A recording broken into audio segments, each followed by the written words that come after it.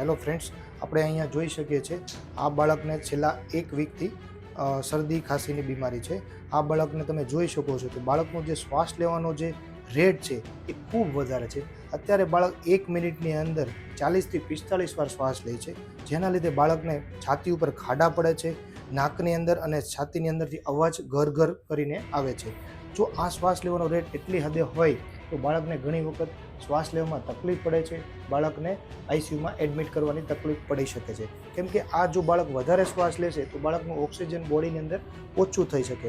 બાળકને ઘણીવાર આ બીમારીની અંદર ઉલટી બી થાય છે, બાળક ખાતું પીતું નથી, ફીડિંગ બી નથી લઈ શકતું, તો એના લીધે બાળકને ગંભીર તકલીફ પડી શકે છે, જેથી બાળકને આપણે એડમિટ કરવાની સલાહ આપીએ છીએ. જો આવી કોઈ બીમારી તમને જોવા મળે અથવા બચ્ચાને શ્વાસ લેવામાં ઘરે તકલીફ લાગતી હોય તો તમે તુરંત જ બાળકોના ડૉક્ટરનો સંપર્ક કરી શકો છો તથા તેમને ઝડપથી સારવાર મળી શકે એવું તમે કરી શકો છો અને નજીકના ડૉક્ટરનો જલ્દી સંપર્ક કરવો જરૂરી છે.